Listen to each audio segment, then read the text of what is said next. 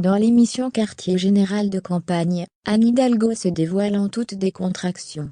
Au cours de cet entretien, qui se déroule sous le signe de la bonne humeur, elle revient sur différents sujets, comme sa famille. Elle a ainsi le plaisir de revoir d'anciennes photos avec ses proches, comme son mari Jean-Marc Germain, et leur fils Arthur. Après Éric Zemmour, l'animateur Guillaume Pley a reçu Anne Hidalgo, dans le cadre de son émission Quartier général de campagne. Il s'attache à entrer dans l'intimité de la personnalité politique, et essaie de l'interroger en toute sincérité, afin de montrer un autre visage. Comme il l'avait fait avec le leader de Reconquête, qui est venu avec son fils Thibault, il a posé des questions sur la famille de la candidate socialiste, photos à l'appui. Montrant d'abord des photos de sa mère et de sa sœur, le présentateur de Quartier général de campagne dévoile ensuite une belle photo d'Anne Hidalgo, avec son plus jeune enfant, Arthur. Sur le cliché, le garçon est petit, et fait littéralement fondre la femme politique de 62 ans. Puis, elle a le plaisir de revoir une photographie datant de son second mariage, avec Jean-Marc Germain, en 2004. Vêtue de sa robe de mariée, elle coupe la pièce montée de la fête, aux côtés de son époux et son petit garçon âgé de 3 ans, qu'elle porte dans ses bras. Arthur est aussi blond comme les blés que je suis brune, raconte en riant Anne Hidalgo.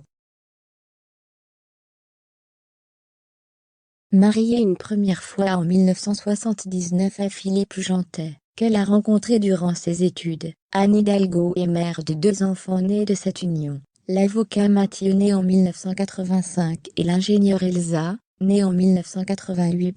Puis, avec le polytechnicien Jean-Marc Germain, est arrivé Arthur, aujourd'hui âgé de 20 ans. Passionné de natation, il n'hésite pas à se montrer dans les médias, pour défendre ses projets.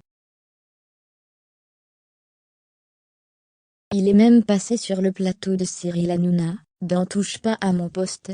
L'animateur n'est pas fan de sa mère, mais s'est montré impressionné et sympathique avec son audacieux fils. En effet, le jeune homme a fait une traversée à la nage de la Seine, dans le but de sensibiliser sur l'environnement et la pollution des eaux. Désormais, ce grand sportif a décidé de participer au parcours des héros de l'émission Ninja Warrior, sur TF1.